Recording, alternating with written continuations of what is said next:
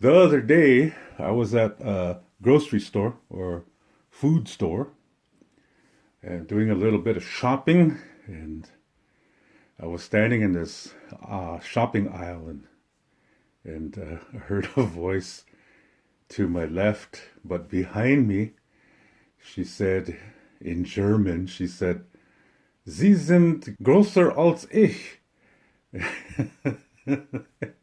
That that means you're bigger than me. And I turned around and I was a really short lady standing there, and I was kind of stunned for a couple of seconds. I didn't know how to respond to that. Somebody comes to you and says, "Hey, you're fatter than me." Or, "Hey, you're bigger than me." In English, it's just funny. you're you're at a food store, and maybe you're at Walmart food store, and somebody comes behind you and says, "Hey, you're fatter than me."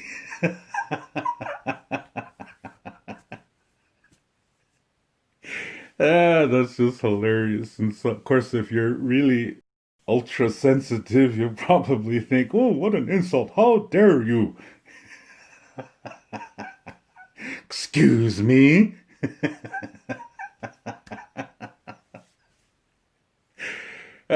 Shoot.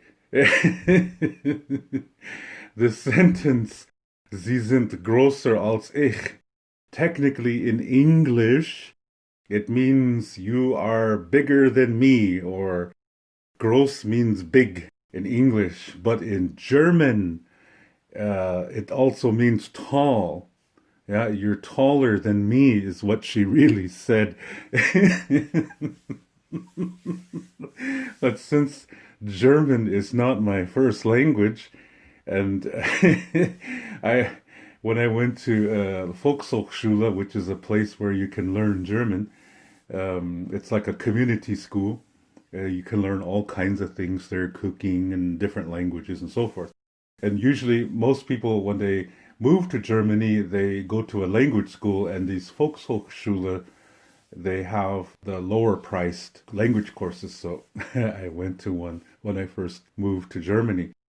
And when we learned the word gross and klein, and for us people who speak English, klein is small, gross is the opposite, which is big. Okay, so when we are learning the word gross, we are learning it as big. And so when you hear the word grosser, it's bigger. Yeah. So when she said, "Sie sind größer als ich," from my classes, to me it translated to, "You're bigger than me." well, well, thank you. I didn't know that. Now I know. Shoot. But then you have to, when you're dealing with different languages, you have to consider that maybe what you learned was only one of several definitions. Yeah. And that's how it was for me. And luckily, though, I've lived here long enough to know that when somebody is talking about somebody being tall, they use the word gross. Okay. So usually it could mean tall or big. Okay. So, and it's the funny way that I learned about this, though, was actually something that happened on British TV in London. They have this same talent shows that you see all over the world. America's Got Talent. And then, of course, England, it's Britain's Got Talent. Yeah. And one time, several years ago, one of their guest judges on the Britain's Got Talent show, one of their guest judges was from Germany, a very famous ice skater by the name of Katharina Witt. some of you who are older, you know who that is. Yeah, she was fantastic. She was representing the former East Germany, and I think she won a gold medal. I'm not too sure. Anyway, she's very famous still in Europe, and she was an invited celebrity guest judge to be on the Britain's Got Talent show. And she speaks English good. The performers, they're all British that are vying for this contest, this competition. And this was a British girl. I think she was dancing or something that has to do with dancing anyway. And you know how those shows go, that after they make their performance, the judges, they give their opinion, and then they press this button that says, you know, they either approve of them, so they go to the next level of competition, or they reject them. Yeah. So it got to this Katarina Witt part, and she was thinking, you could see in her mind, she's getting her words ready, yeah, to say to this lady, to talk to this lady and evaluate her performance. And so she said, you were really a good dancer. Those were very exciting and interesting dance moves that you did. But there's one move that was probably not meant for you because you're too big, she said. Well, the British dancer, she started to cry. And the people were booing and, you know, and so forth. And this lady came off the stage and she interpreted big to mean fat. Do you see what's happening here? Yeah? You have a German lady that in her mind, she's using the word gross. And normally when Germans say gross, I should say a lot of times when Germans say gross, it means tall. It means big too, okay? But when Germans are learning to speak English, they pick up the word big along the way. So when a German says, you are really big, they don't mean you're fat. They mean you're tall, okay? That's what they're referring to. Or maybe you are just bigger, yeah? But they don't mean it in a bad way, okay? It's not an insult. It's just matter of fact. You know, in English, we do the same thing too with other words, okay? And they could be misunderstood by people who speak English as a second language. So it goes both ways, okay? Anyway, this British contestant, she was crying and she went off the stage, and the guy with the microphone back there was saying, you know, hey, what's wrong? And she said, I can't believe on national TV she said I was fat.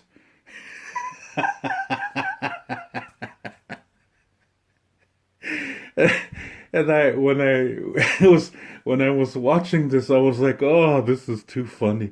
It's getting funnier by the moment, and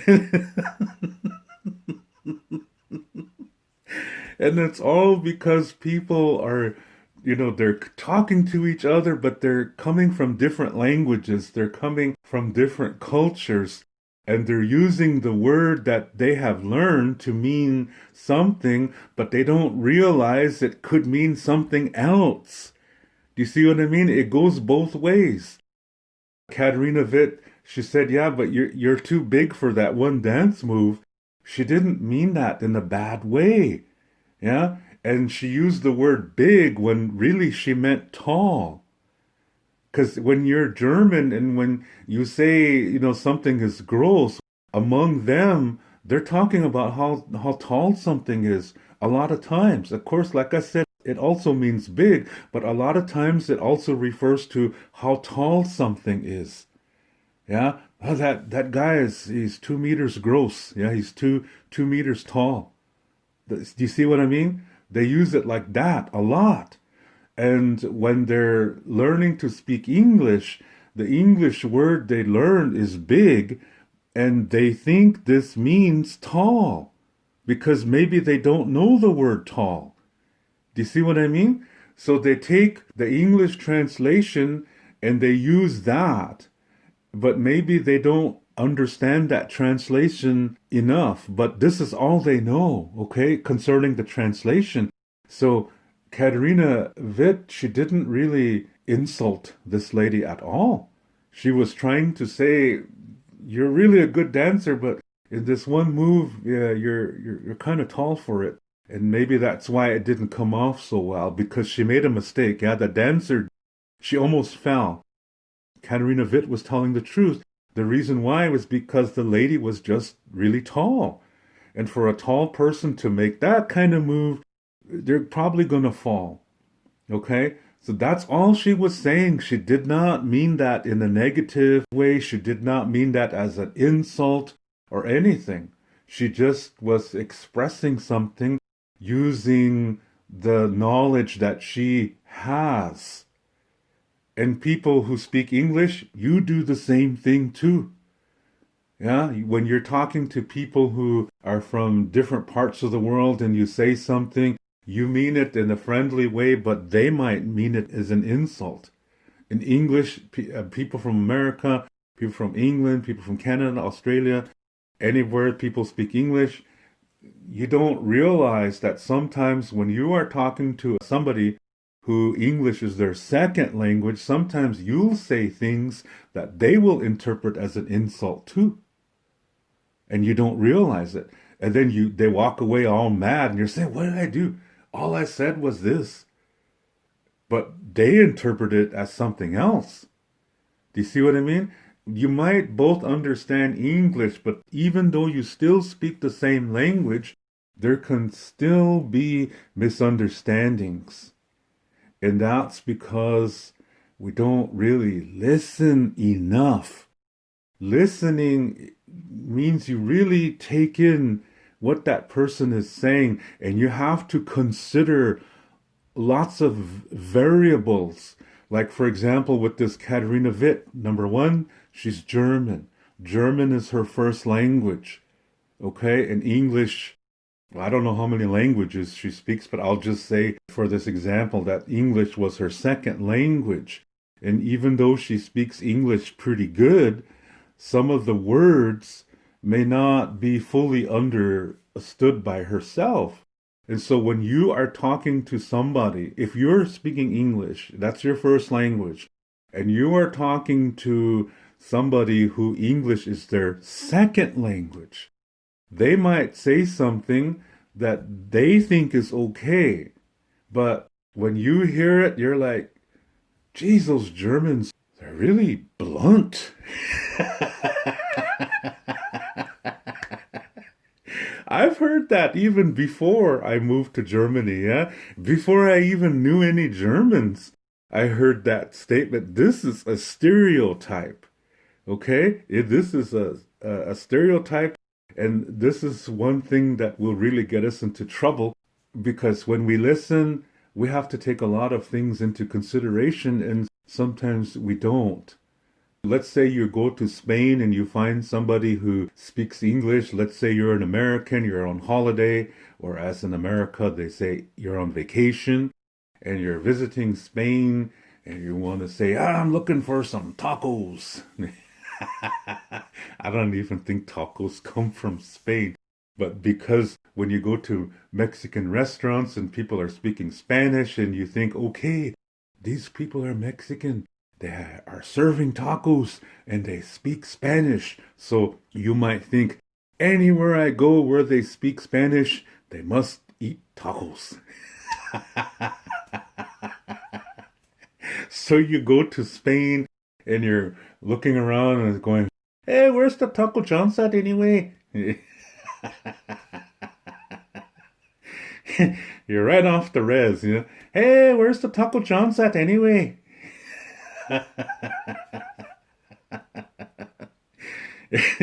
Shoot. It's just ridiculous. But listening, like I said, it's not just hearing. Listening is really focusing in on the message. And focusing in on the message, you have to think of all the variables that are involved.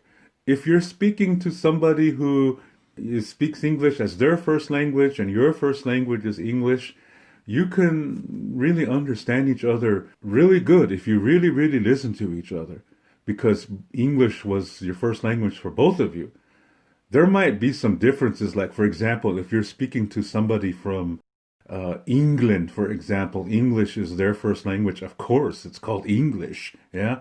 So if you speak to somebody from England, you might have a little misunderstanding there because you're dealing with a different culture. Okay. So an American and a British person could still have a misunderstanding because even though English is the common language, their cultures have differences. So when you're talking to somebody who's from a different culture, you really have to consider that maybe something they say might be culturally appropriate for them, but for your culture, it's a different thing. Maybe it's special to them, but in America, it doesn't mean anything. I just had an example here, holiday. In British English, when they say they're going on vacation, they say, yeah, we're going on holiday. And in America, they say, we're going on vacation. When I first moved to Germany, a lot of Germans who learn to speak English, they learn to speak British English. So when they say to me they're going on vacation to, say, Denmark, they'll say, yeah, David, we're going on holiday to Denmark. And when I first heard that, I was like, what holiday is in Denmark? Because for Americans, holiday is like Christmas, Easter, yeah, National Fry Bread Day, International Tanicha Day. Look, somebody said. uh, but yeah, like I said, for me, being an American, holiday it's a day of something, Easter or whatever. For Americans, when you hear the word holiday, that's what you think. But British people, when they say holiday, it includes that, but it also means going on vacation. Yeah, they don't use the word vacation, they say holiday.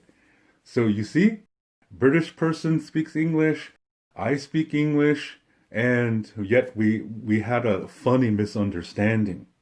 Or a German person who learned to speak British English.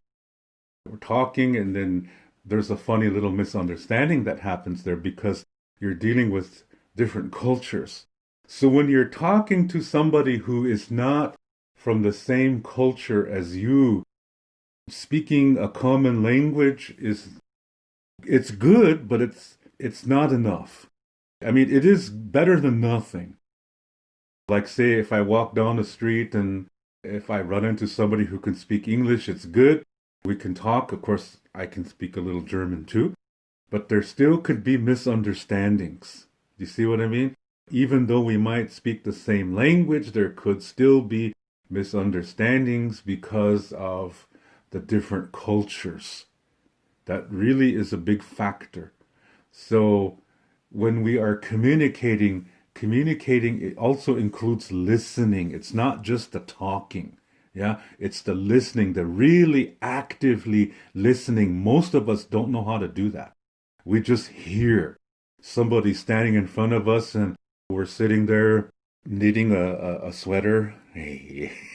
No, we're sitting there doing something simple. Maybe we're peeling potatoes. Maybe we are reading something or whatever. And somebody comes in front of us and says, yeah, I was going ice skating and here spaceship landed. And so a guy got out and said, hey, what's up? And then you're sitting there going, uh-huh, that's nice.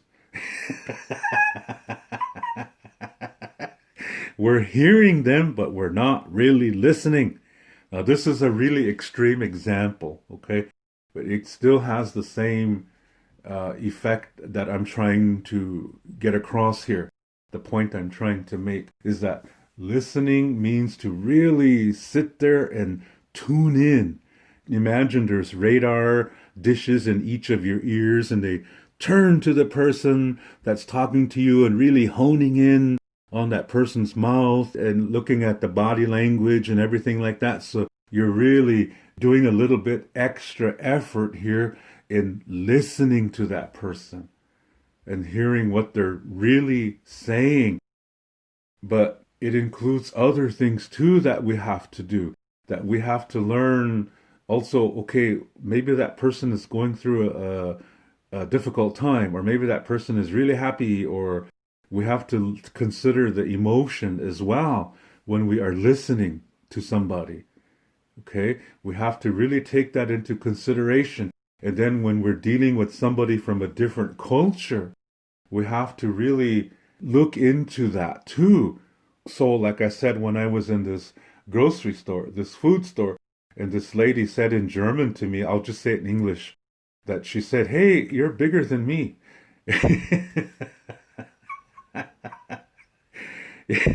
I have to really listen, and I have to think. Yeah, in 1 or 2 seconds, I was like, "Oh yeah, that's right. When Germans say grosser, they mean taller." Yeah, so so then I was like, "Ah yeah," and then she said, "Could you get this thing for me?" That was a chocolate that was way up high, and she couldn't reach it. So I said, "Yeah, no problem." Yeah, so I reached up and I gave it to her, and she was really thankful for that and smiled at me and went on her merry way. but but the way it started, yeah. Sie sind größer als ich. And I'm like, huh? What do you mean I'm bigger than you? How dare you? Well, I never. Hey, you're fatter than me.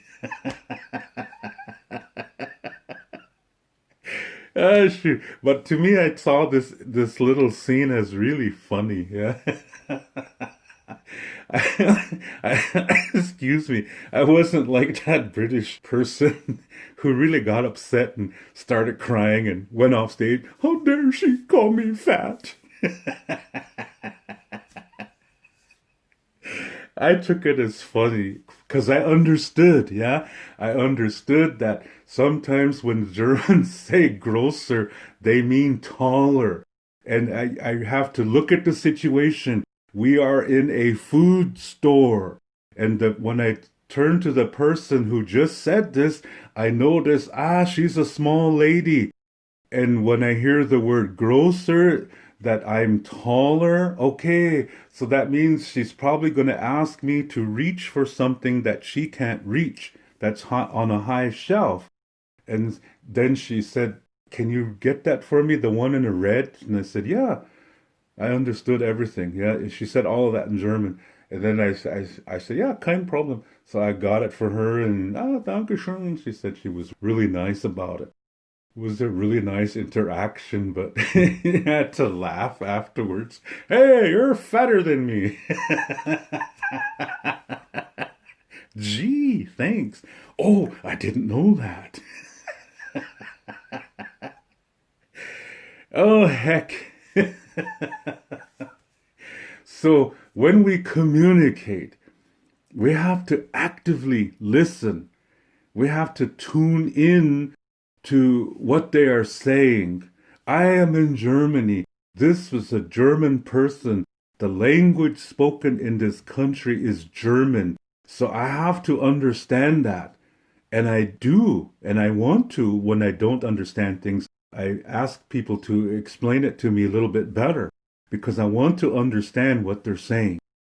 But this word I knew when she said, "Sie sind größer als ich." And I had to laugh. It took me by surprise for a couple of seconds. Hey, what do you mean I'm bigger than you?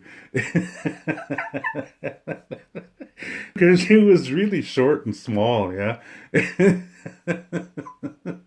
I could have said, "Hey, you're littler than me." Then she probably would have been, "Huh? What? This guy's nuts." So I didn't say that. Yeah. Do you see the culture? You have to consider the culture. So I considered the culture and the situation and the location. Yeah. We're in a food store. The small lady just told me I was bigger than her, but also that could mean taller than her, which means she probably needs help to get something that she cannot reach. That idea kicked into my head really fast because this has happened to me a lot in shopping centers. That little people will come up to me and they'll say, "Hey, could you help me with that thing? I want that one right there and I can't get it." So I say, "Okay," and I reach up and get it for them. I have a lot of experience in that. Sometimes it's really a blessing to be big. I'm just kidding. It's everything. Everybody is a blessing. So I'm just teasing here, teasing myself. Okay, so in this situation, part of my listening was to realize that when Germans say gross, they mean also tall. And so she was saying I was taller than her. I'm in the grocery store. This is a small lady. She's short. So when she says that, that's telling me she probably needs something that she cannot reach. And since I am tall and I can reach it, she's going to ask me to get something for her. And sure enough, her second sentence was, "Could you get me this certain chocolate in the red shiny wrapper?" So I said, "Yep." So I grabbed it for her, and it was a very nice interaction. She smiled and said thank you, and like I said, she went on her merry way. Yeah, it was a very nice interaction. But see, I listened. I really listened. That means looking at the situation. It also means looking at the language. That we have to see, what do they mean? We have to know how that culture defines that word. When a German says gross, yes, they mean big, but they also mean tall. When Americans or non-Germans come to Germany and learn how to speak German, when they look in the language books, in the dictionary, and they look up the word gross, it says big. So Americans or other people learn that gross means big, and they think that's all it means. And you see, that's going to cause a problem if we don't learn that it can also mean tall. Do you see what I'm saying? So listening also means to be aware that the person who's speaking to you may use a word that you know, but they might know that word in a different way. And we have to be aware of that. We have to think that. So if we hear them say this word and it kind of puts us off a little bit, we have to pause and take a deep breath and ask that person, "What do you mean?" And then we will get our explanation. But if we just say, "Oh, how dare you? How dare you say I'm fat?" and then walk off the stage like this British lady, then we didn't listen. So this British lady did not listen. She did not actively listen to the celebrity judge, this German lady, Katharina Witt. She didn't actually listen to her. She didn't take into consideration that, hey, this German lady, her second language is English. When she says the word big, she might mean something else. She might mean tall. This British lady didn't even consider that. Instead, she was too sensitive and cried because she thought, well, how dare this German call me fat? And she didn't. She didn't even say fat. She said big. It's the British lady that interpreted big to mean fat. Do you see what I'm saying? Listening really includes in-depth checking it out. This British lady knew that Katharina Witt is German, that most likely her English, even if it's really good, she could still use words that may not be entirely the correct one. But she doesn't say it with intention to harm. She didn't say it as an insult. And her voice was really nice. when she was congratulating her on her performance. Hey, you did really good. She was smiling at her. It was really amazing, those moves. But that one move where you almost fell, it might be because you're too big for that one move. And the British lady, she only focused in on that one thing. She totally threw out all the nice things that Katarina Witt said. She said a lot of nice things about this lady's performance, and this lady chose to throw that out and focus only on what she considered was a negative comment. We all do this. We're all guilty of this. Even when we're talking to somebody who speaks the same language as we are, and it's our first language, we misunderstand people. And maybe it's because there's something going on inside of us. Because in the Lakota Star Knowledge, there is this concept that reality begins within. That's the first basic concept. And it means that how you communicate reflects what's going on inside of you. So it's not just what you say or how you say it. It's also how you listen. How do you interpret what other people are saying? If you're doing this in an unhealthy way, or you're not really listening, this means something is wrong inside of you.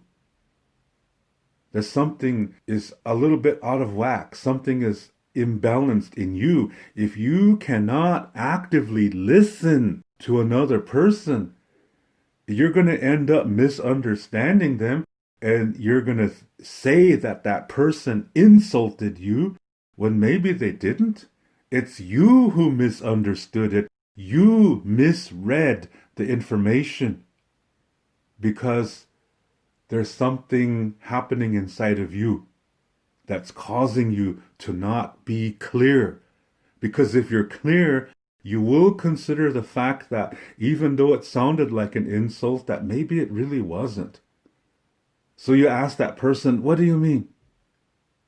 That's all you have to say. One question. What do you mean?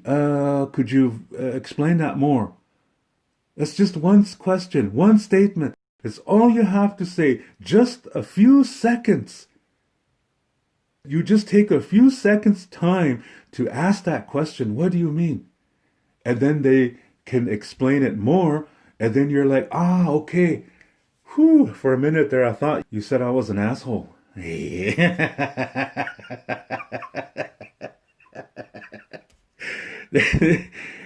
I think you understand what I'm saying here. We are all connected to each other. Everything inside of us is connected to each other.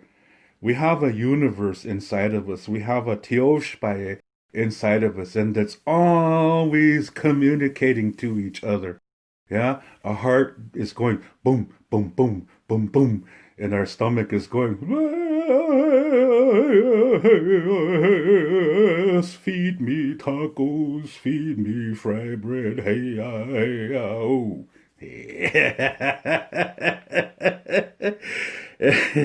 And our toes are dancing in time. Yeah?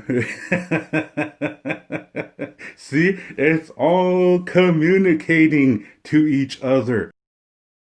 It's designed that way. We are designed that way, which means we are also designed to communicate with each other because we are connected to each other. Because everything inside of us is connected to each other, this also means we are connected to each other out around us.